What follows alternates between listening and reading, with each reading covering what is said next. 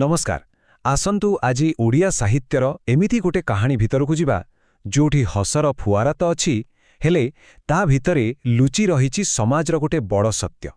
आमे कथा हेबा फकीर मोहन सेनापतिंकर सही अमर कहानी पेटेंट मेडिसिन विषय। केबे भाबिछंती घरे पड़िथिबा गोटे साधारण झाड़ू हाँ से छांछुणी केमिति गोटे बड़ रोगर सबुठु शक्तिशाली औषध होई पारे। चालंतु सेही कहानी भितर बुड़ी जिबा जोठी न्याय देबा पई बाट बाहरितला एकदम अलगा प्रकारर।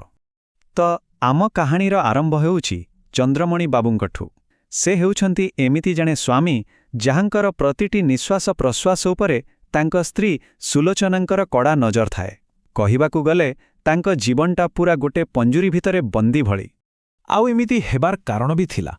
चंद्रमणि बाबूंकर जेते सबु खराब अभ्यास सेथिरे सुलोचना पूरापूरी अतिष्ट होई जाइथिले।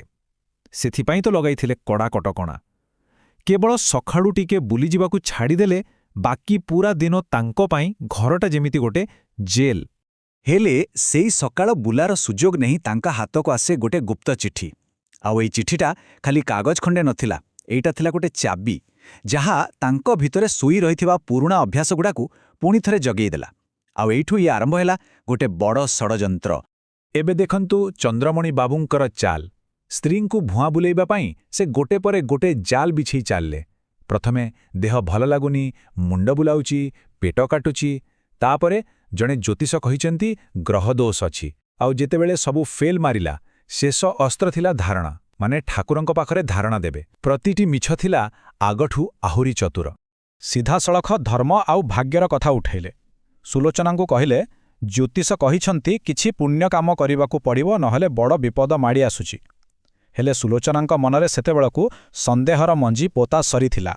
तो एबे कहानी आसी पहुंचिला द्वितीय पर्याୟରେ। गोटे पटे चंद्रमणि निजर योजनारे आगौ थांती, आउ पटे सुलोचनांकर संदेह बढ़िबारे लागिथाए। से मने मने ठीक करिनेले जेमिति हेले भी सतटा कौन से खोजी बाहर करिवे। आउ तांकर धारणार नियम शुणिले आश्चर्य लागिबो।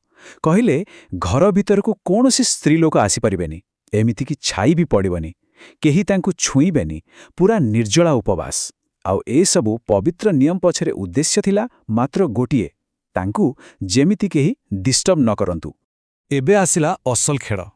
एते सबु कठोर नियम पाळिबा पई से बाछिले निज चाकर मकराको। ताकू किछि पैसा पत्रर लोभ देखेई निज जागारे कंबळ घोड़ेई सुआई देले। आउ तापरे चंद्रमणि बाबू चुपचाप घरू बाहरी गले रातिटाकू रंगीन करिबा पाई। देखंतु गोटे पटे बाबू भाबुचंती तांको प्लान पूरा परफेक्ट, तांकू केही धरी पारिबेनी, किंतु आरपटे जणे स्त्री रमन सुलोचनाकू भित्रे भित्रे लागुथिला एते बड़ धार्मिक काम पछारे निश्चय किछि गड़बड़ अछि। आउ सेही संदेह तांकू सुआई देलानी। से चुप करी सेही घर भितरकू पसिगले। आउ जेतेबेले से धीरे करी कंबळटाकू हटेई देले, से जाहा देखिले तांको पाद तळु माटी खसीगला। सेठी तांको स्वामी नथिले, थिला चाकर मकरा। वर्तमान पूरा खेळ ओल्टी जाइथिला। जे शिकार करिबाकू जाइथिला से निजे शिकार हबाकू जाउथिला। सुलोचना मकराकू सेठू पठेई देले, आउ निजे ता जागारे कंबळ घोड़ेई होई सोई पड़िले। अपेक्षा कले निज छलनाकारी स्वामींकू। आसंतु एबे देखिबा कहानीर शेष अंक, जेउठी ए नाटकर पर्दा उठिबो। मंच पूरा प्रस्तुत। आउ आम नायक चंद्रमणि बाबू किछि न जानी सीधा आसी पड़िबाकू जाउथिले निज स्त्री बिछेइथिबा जालरे।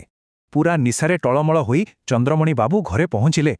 कंबळ तळे सोइथिबा लोकटाकू से भाबिले निजर विश्वासी चाकर मकरा। आउ तापरे निशा आउ गर्भरे से निज मनर सबु गुप्त कथा गोटिए गोटिए करी ता आगरे बांती करिबा आरंभ करदेले। प्रथमे बाहरिला तांको प्रेमिकार ना। कहिले ता ना कोन जानिचु? उस्मान तारा। आह की पढ़िया ना। आउ एतिके कही निज स्त्रींक नाकू थट्टा कले।